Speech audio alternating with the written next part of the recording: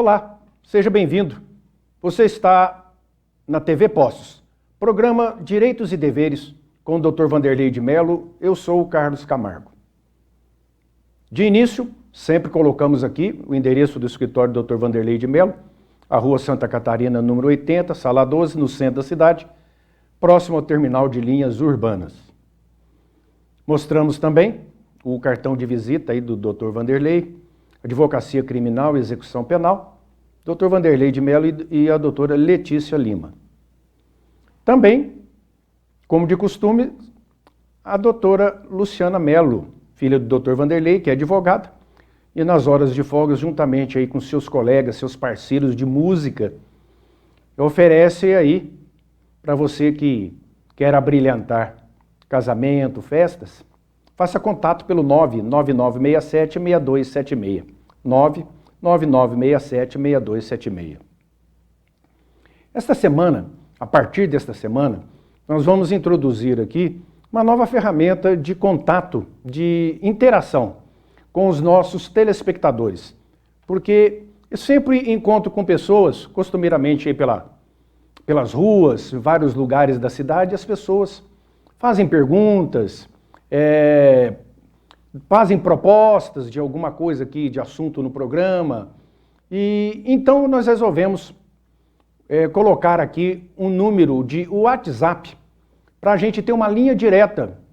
Então o telespectador que se interessar em mandar uma mensagem, mandar a sua opinião do nosso programa, fazer uma crítica, fazer uma pergunta relacionada na área do direito, né? No caso, eu passaria para o Dr. Vanderlei de Mello, então, para providenciar a resposta. É uma forma da gente interagir e até um termômetro para nós podermos sentir como está a receptividade do nosso programa, que eu tenho a grata satisfação de saber que temos uma grande audiência, mas podemos nos aproximar mais ainda através do WhatsApp, que é o WhatsApp do Direitos e Deveres.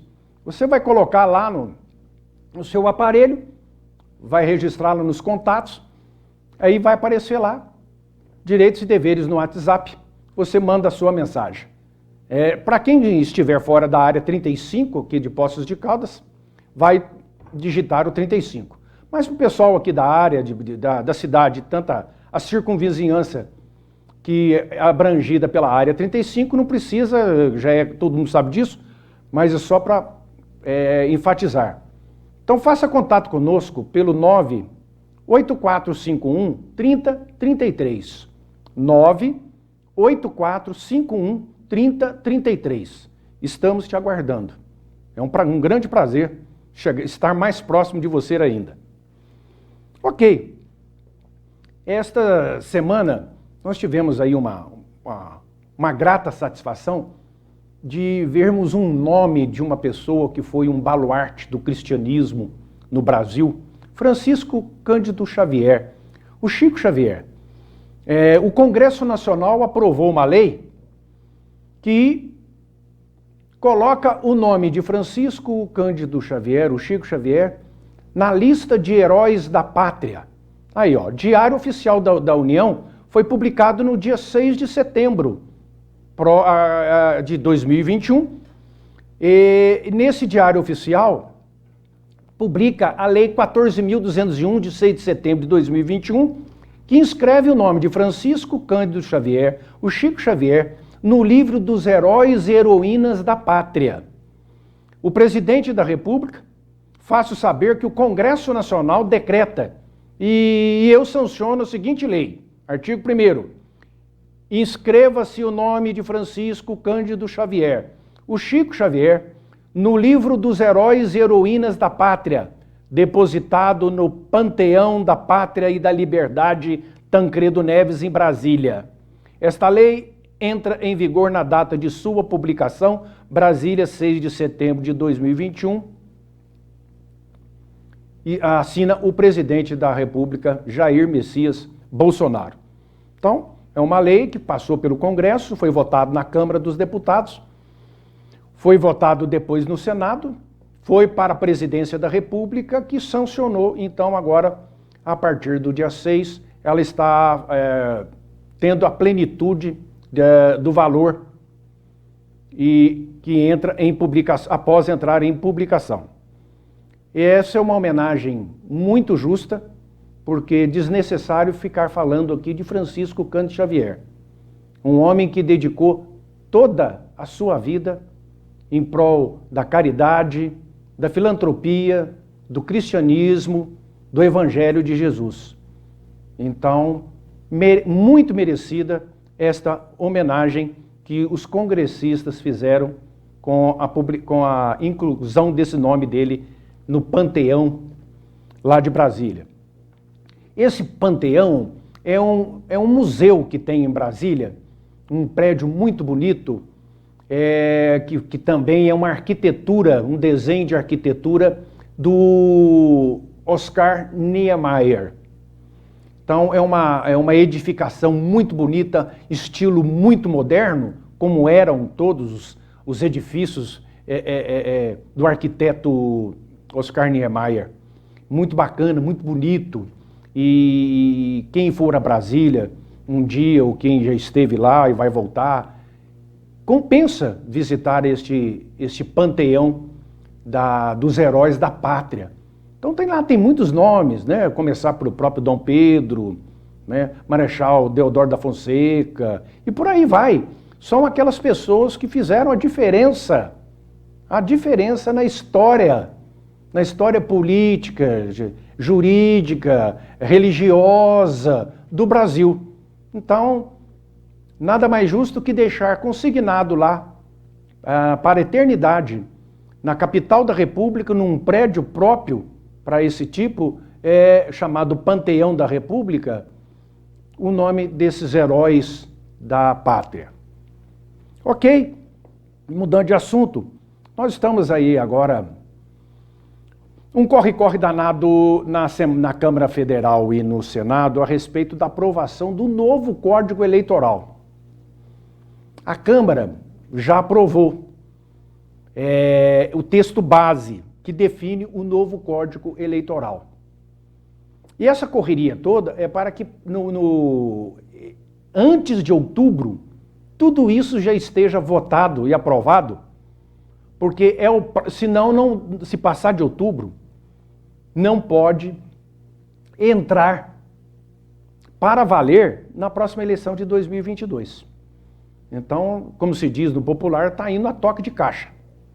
A Câmara dos Deputados aprovou por 378 votos a favor e 80 contrários, na quinta-feira, 9 de setembro, o texto base do projeto de lei que instituiu o novo Código Eleitoral, com 898 artigos. Pasmem, 898 artigos.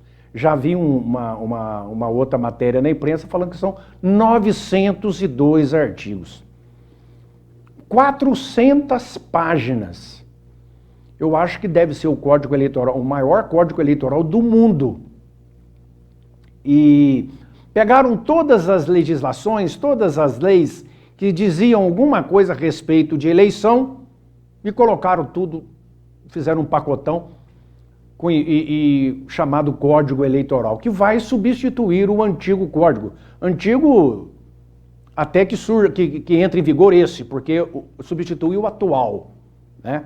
Se não me engano, é lá dos idos de 1965, e depois foi tendo alteração, um retalho dali, costura mais alguma coisa ali, e foi virando uma coxa de retalho, e agora fecharam tudo, e para fazer o novo Código Eleitoral, para valer para a próxima eleição, a partir já de 2022.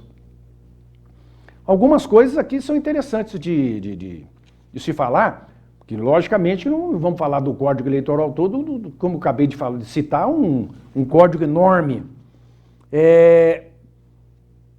Nessas votações ainda tem alguns deputados que entram e colocam mais um assunto ali dentro. São chamados destaques. Aí a coisa atrasa mais ainda. Então, para a conclusão da votação, os deputados ainda precisam analisar os chamados destaques, que são as alterações da matéria. Então, um deputado lá, não, vamos pôr mais isso, vamos tirar aquilo. É isso aí. Em seguida, o texto, se for aí tudo aprovado, não tendo mais destaque, vai para o Senado. Aí, como eu sempre informo aqui, depois aprovado pelo Senado, vai para a Presidência da República para fazer a sancionar ou vetar alguma coisa que o presidente não concorde. Aí vai demorar mais ainda. Vai voltar novamente para o Congresso. Aí fica a dúvida. Se até 3 de outubro tudo isso não estiver pronto, qual é o risco desse código não valer para 2022? Por quê? Porque corre para o Senado. Estão pedindo urgência na votação, depois de aprovado pela Câmara.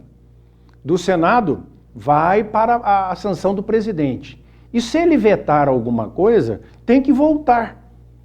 Então, isso aí, nós temos menos de um mês. Temos aí 20 dias úteis no máximo para que resolva tudo isso aí. Entre as mudanças estabelecidas nesse... Tem várias mudanças, né? Como muita novidade. Dentre elas, a proibição de divulgação de pesquisa eleitoral na véspera e no dia do pleito. Pesquisa eleitoral na véspera, que seria véspera? Se a eleição é amanhã, hoje já não pode. Então é a véspera, um dia antes. E no dia do pleito, também não pode.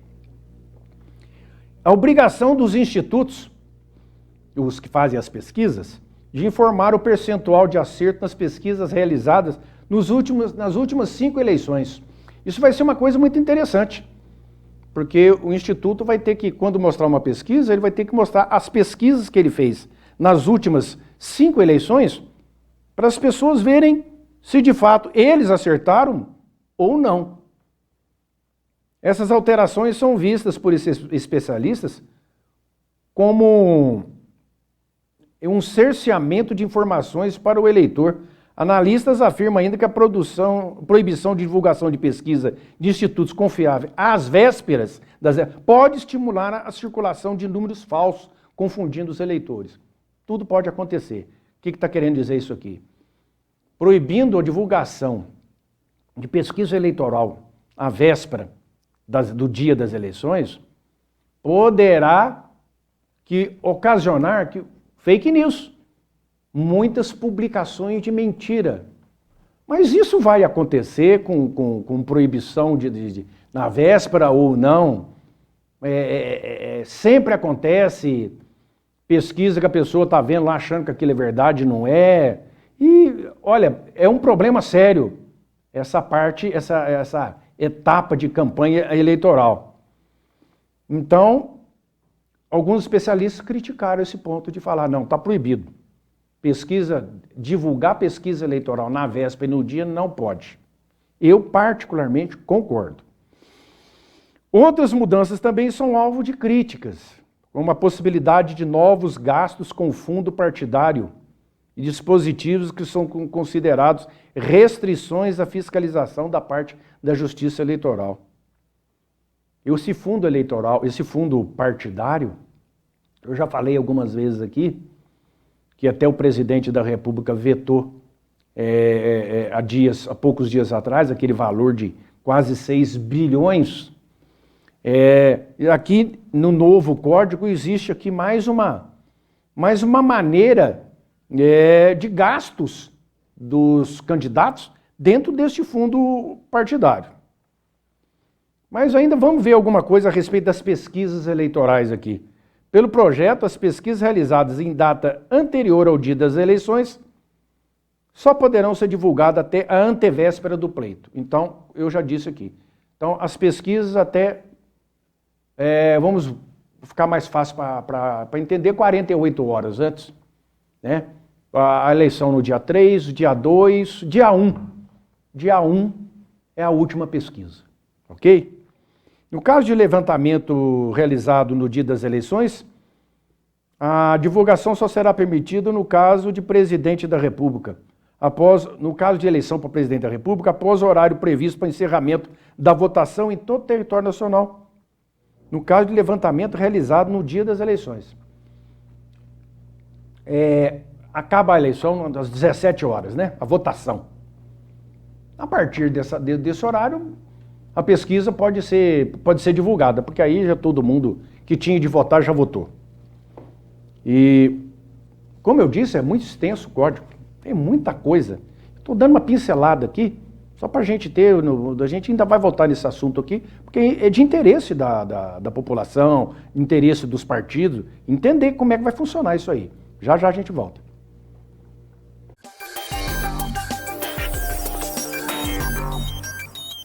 A gente passa a vida inteira cuidando de filho, marido, trabalhando e esquece de cuidar da gente. A vida passa e a gente não se cuida.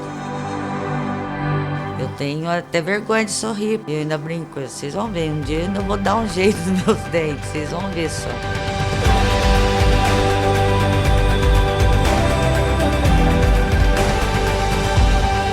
Eu sinto como se tivesse nascido de novo. Eu ganhei uma nova chance de ser feliz.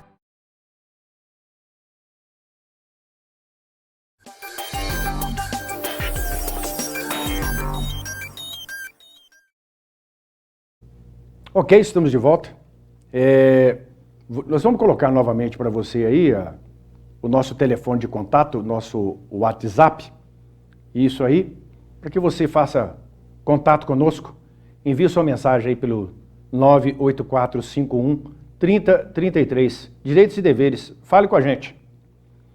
Ainda dentro desse campo aqui do Código Eleitoral Novo, que está sendo votado, tem eu vou falar de um outro assunto que também faz parte das eleições, das próximas, que é a proposta que prevê percentual mínimo de mulheres eleitas no Legislativo.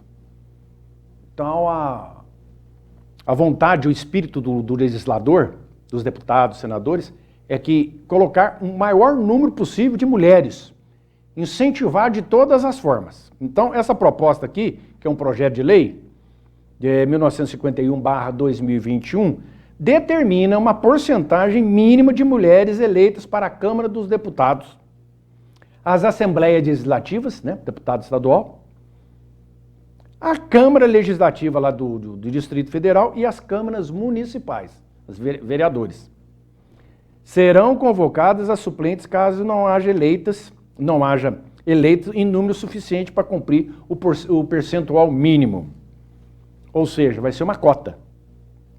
Mas aí já não é nem cota de candidata, é cota de eleita. Então, nós sabemos que a nossa eleição, ela, no caso, exceto para o Executivo, mas no caso do Poder Legislativo, ela é proporcional. Então, não significa que aquele mais votado, ou os mais votados, né, no caso, para a Câmara de Vereadores, eles serão eleitos. É comum a gente ver algum vereador que foi eleito com um número de voto bem menor do um que não foi. E por mais que isso possa parecer uma injustiça, mas é o sistema que funciona, é o chamado sistema proporcional. Com esse projeto aqui, a proposta altera o Código Eleitoral e a lei dos partidos políticos e a lei das eleições. O texto também assegura recursos do Fundo Especial de Financiamento de Campanha, é um outro fundo, além do partidário. E o fundo partidário, para candidatura proporcionais femininas para os cargos de deputadas e vereadoras. Devido ao percentual mínimo, cairá a exigência de obtenção de votação igual ou superior a 10% do quociente eleitoral para candidatas mulheres. Então, nesse caso aqui, as mulheres terão uma facilidade em serem eleitas. Segue a regra atual, estarão eleitos por partido ou coligação aquele que pelo menos 10% de quociente eleitoral. qualquer um para ser eleito, ele tem que ter no mínimo 10% do quociente eleitoral, que é uma soma, uma divisão. E isso, dali para frente a pessoa tem possibilidade de entrar. Mas no caso de mulher, esse percentual já não vai precisar valer mais. Vai entrar sem precisar fazer essa conta. Os partidos políticos deverão destinar às campanhas eleitorais os recursos do fundo partidário conforme o critério interno. Um mínimo de 30% do valor será repassado para candidaturas proporcionais femininas, repartido entre mulheres negras e mulheres brancas, na proporção das candidaturas apresentadas pelo partido da coligação. Então o partido vai receber uma cota de dinheiro para custear a sua campanha, dos seus candidatos. Ele vai ter que separar 30% para custear a campanha das candidatas, as mulheres. Garantir candidaturas femininas, está falando aqui o senador Ângelo Coronel, do PSD da Bahia, garantir candidaturas femininas e que os recursos sejam usados de maneira eficaz, evitar fraudes, zelar pela lisura do processo eleitoral e o fortalecimento dos partidos políticos são os principais objetivos da proposta. Então nós temos aqui que é uma reserva que vai ter nas câmaras dos deputados federais, estaduais e vereadores. Então, para 2022, no mínimo, vai ter que entrar 18% de mulheres eleitas. Pode ser que até tenha mais. Mas, se não tiver, obrigatório colocar 18%. Então, vai ter que ter 18% de deputadas federais, 18% de deputadas nas assembleias legislativas dos estados e 18%, no mínimo, de vereadoras nas câmaras de vereadores de todo o Brasil. Esse percentual vai aumentando eleição a eleição. Então, para 2022, nós teremos um percentual aí de 18%. Para a eleição de 2026, 20%. Para a eleição de 2030, 22%. 2034, 26%. 2038, 30%. Então vai aumentando gradativamente eleição a eleição. Isso vai colocar maior participação feminina na representatividade do poder legislativo, tanto municipal, estadual, quanto federal. Essa ideia aqui existem, a maioria concorda com esse projeto, né? Pelo menos é o que eu tenho acompanhado, mas existem muitas críticas também. Mas fica aqui, vamos aguardar agora, porque isso é uma proposta, é um projeto, como eu sempre explico aqui. Uma lei, antes de virar uma lei, ela é um projeto. Depois de analisada, discutida e votada, e passar na votação, é que vai possivelmente virar uma lei sendo assinada pela Presidente da República. Estou falando de lei federal. A estadual é pelo governador e a municipal, poder legislativo municipal.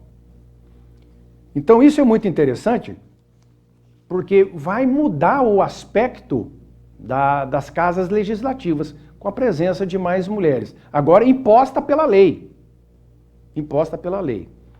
E outra coisa interessante aqui é que eu já comentei em programa passado que quando há a candidatura de mulheres no partido, esse partido terá mais recurso do fundo partidário. Então, quanto mais mulheres o partido colocar, mais possibilidade ele vai ter de receber verba do fundo partidário. As mulheres sendo eleitas ou não. Então vamos supor, para a próxima eleição para vereadores em Poços de Caldas, o partido A colocou lá 15 candidatas Dessas 15, nenhuma delas, ou uma delas, vamos pôr um exemplo aqui, foi eleita. As outras 14 não. Mas os votos que todas tiveram, tanto a eleita quanto as não eleitas, os votos vão ser contados em dobro para fins de receber participação da verba do fundo partidário. Não para se eleger, mas conta em dobro para receber mais dinheiro para o partido. Então, são novidades aí que estão aí agora acontecendo. A eleição de 2022 está vindo um assunto em cima do outro e tem muita coisa nova, como eu disse, um código enorme. E agora, mudando completamente o assunto aqui, passando para um outro projeto de lei aqui, que institui um programa para subsidiar o gás a famílias de baixa renda. Isso eu achei muito interessante, porque na atual conjuntura, o gás no preço que está, tem as famílias passando aí por grandes necessidades. Então, esse projeto, ele que subsidiaram o gás de botijão de 13 quilos para a família de baixa renda, com o intuito para ajudar na compra do gás de cozinha. Um projeto de lei que cria o programa Gás para os Brasileiros. Está pronto para ser deliberado no plenário do Senado. Sem análise de comissão, quer dizer, não passou por comissão, já foi direto para o plenário, vai ser votado. O projeto de lei 2350/2021, de autoria do senador Eduardo Braga, do MDB do Amazonas, beneficia na compra de gás de efeito de petróleo envasado em botijões de 13 quilos as famílias inscritas no Cadastro Único para Programas Sociais do Governo Federal. Então, a família tem que estar inscrita no Cadastro Único, que é o chamado CAD Único. Família que vive aí, que tem uma renda de um salário mínimo para baixo. Com renda familiar mensal per capita, menor ou igual a meio salário mínimo, que tenham entre seus membros residentes no mesmo domicílio que recebam o benefício da chamada prestação continuada. Benefício da prestação continuada é o BPC, que é um outro benefício que o governo fornece a essas pessoas aí que estão aí na chamada linha de pobreza ou abaixo da linha de pobreza, uma coisa assim. A pobreza energética, né, que é a falta de energia, dificulta o acesso às fontes modernas da população. Então, a própria eletricidade, né, com a crise hídrica que o Brasil está passando, uma seca, que é a maior seca dos últimos 20 anos, no Brasil inteiro. Falta d'água, não chove, os lagos, rios, represas, tudo seco. E a nossa energia é feita através da água, são as hidrelétricas. Não tem água, não tem energia, ou tem menos energia, encarece a energia, porque tem que ligar umas chamadas usinas termoelétricas, que produzem energia elétrica, mas ela funciona à base de diesel. Então sobe o preço aí, por isso que aumentou o preço para todo mundo. Aí vem esse negócio de bandeira vermelha, bandeira verde, bandeira vermelha. Então, voltando aqui ao assunto do gás, isso vai beneficiar essas pessoas, que muita gente aí está até voltando a fazer comida em fogão a lenha, até improvisado, porque o gás acabou, não tem dinheiro para comprar o gás. Muitas prefeituras, a gente vê que tem também planos, tem auxílios para esse tipo de coisa, e essas famílias de baixa renda. Essa preocupação não é só aqui no Brasil, não, viu? Isso, a cúpula das Nações Unidas para o Desenvolvimento Sustentável, ela também está preocupada, porque isso é em muitos países do mundo. Não é só aqui no Brasil, não. Então, a sugestão tem uma outra senadora aqui, Rose de Freitas, do MDB do Espírito Santo, disse que esse pagamento desse botijão de gás deverá ser feito preferencialmente às mulheres chefes de família. Então, porque são as mulheres, a maioria das famílias aí, hoje a gente está vendo aí que são sustentadas pelas mulheres, que é o esteio da família, principalmente quando há crianças, né? Então, da onde que o governo vai tirar esse dinheiro aí? Porque são também bilhões essa despesa, né? Com o país inteiro. Então, a proposta dos senadores é que seja retirado dos próprios dividendos, do lucro da Petrobras, que a Petrobras paga o governo, então pega uma parte desse dinheiro para poder subsidiar. A discussão está nisso, vai começar em 40%, não é pagar o botijão inteiro, dá um valor de 40%, mas dependendo da família, poderá chegar até 100% de subsídio, ou seja, a pessoa, se for 40%, ela paga 60%. Se pode ser 50 por 50, paga 50% e outros 50% o governo paga, ou então, dependendo da situação daquela família, será inteiramente gratuito aí.